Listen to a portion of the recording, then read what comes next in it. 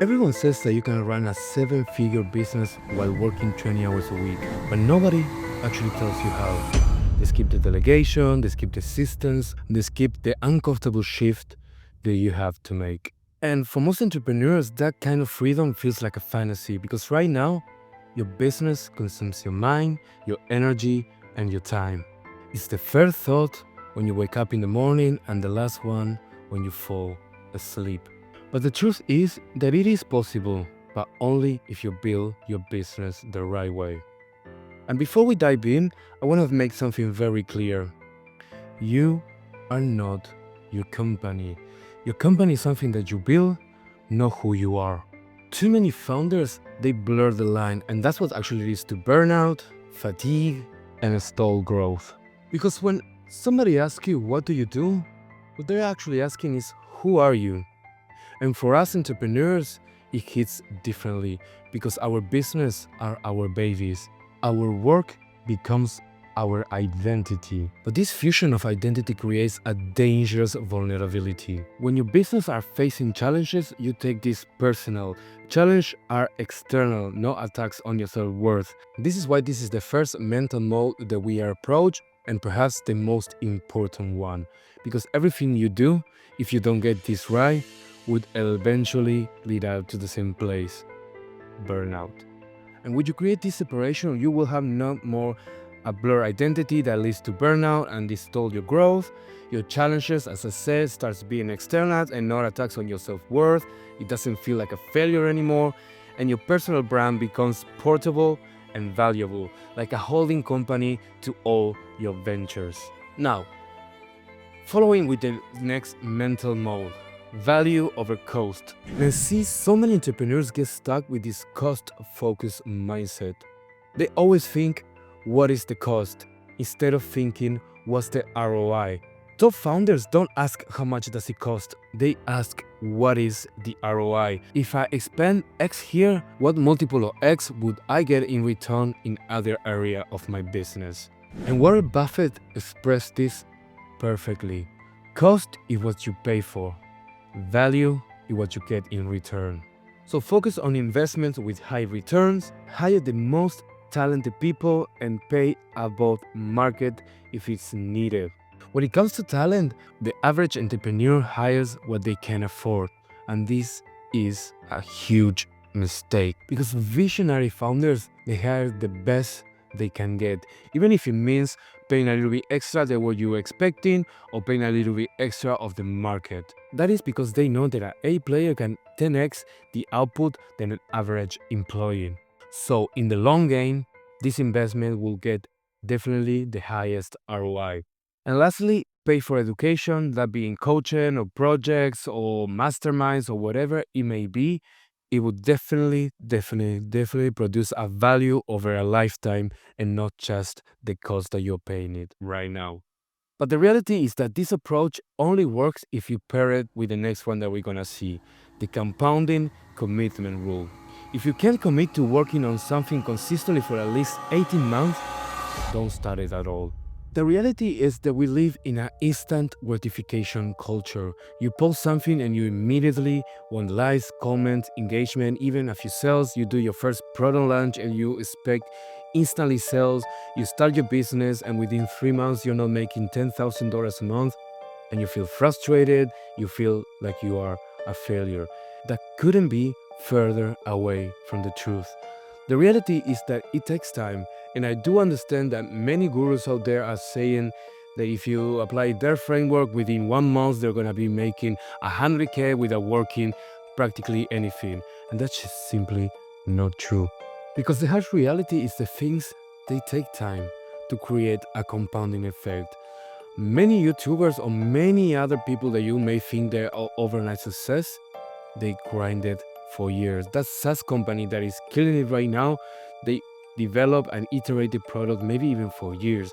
That YouTuber that you feel so inspired about, they probably posted 100, 200, 300 videos to a silent audience. But they build, they keep grinding, they build momentum, and now they're enjoying the results of their efforts. Because success demands constant effort over time. Most overnight successes, as I said, took years of invisible work. And you, as an entrepreneur, must be capable to endure that time when nobody sees your effort. When the results are not there, you're grinding, you're having 12, 16, 18-hour days, and nobody is praising you. You need to be able to handle that, to keep grinding, to keep consistent, to be able to enjoy the results. And lastly, not because you haven't had the result that you expected within 1 month, 2 months, or 3 months, it means that you need to do a complete pivot on your business. Sometimes you need just a little tweak. Sometimes you just need to focus on different areas of your business.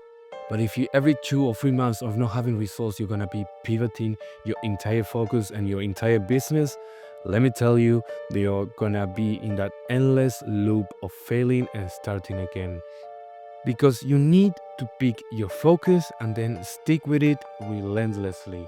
And this doesn't mean to blindly continue to something that's clearly not working, but it doesn't mean either that every time that the results are not there, you need to shift everything from your business.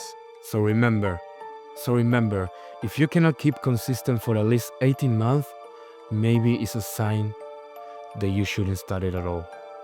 Ask yourself, am I willing to do this for 18 months without any results? Do I enjoy it enough? Do I believe in it enough? Or should I just try to develop a new idea that I can get 100% behind of? Now, our next mental mode is the excellent standard. And there is this quote that I love. There is A players hire A players. B players, they hire C players.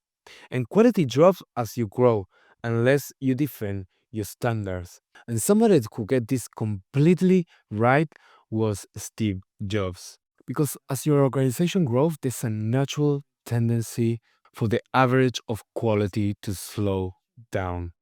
And this degradation doesn't happen overnight. But for most founders, when they realize the effect that it's having on the business, is maybe a little bit too late for them to actually do something about it. And somebody who got this completely right was Jeff Bezos. He instituted what he called the bar raiser approach.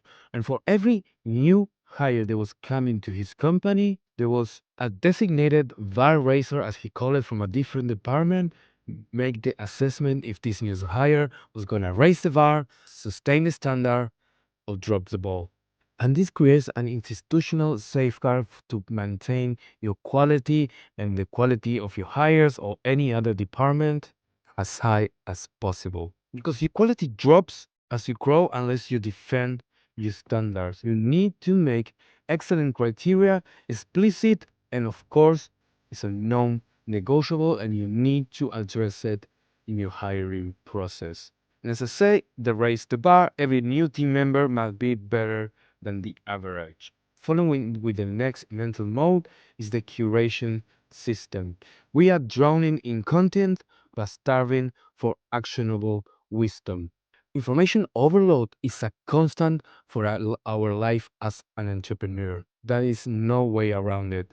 But your ability to clean up the noise and be focused on what's actually moving the needle for you will definitely be in correlation of your outputs. So ruthlessly filter information, seek for the best information out there and not just for the most, build a personal knowledge base from the top resources, and turn every insight into tangible action or frameworks.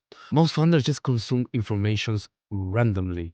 They read whatever that's trending, listen to whatever podcast episodes they might find, instead of curating the information that they get that will be useful to move the business forward. Now, building this curation system, it takes time, it takes effort, it takes discipline. But the competitive advantage that you generate by just curating the information that you get translate to a better decision making, because while others are chasing the trends, you are building a knowledge vault that it will translate directly to business results. Now, the exponential impact formula. Most founders are there, or at least when you're just starting, they operate in what I call the survival formula, which translates to effort equal results. And yes, this might help to get your first sale, your first 5K, your first 10K, maybe even your first 15, 20K a month.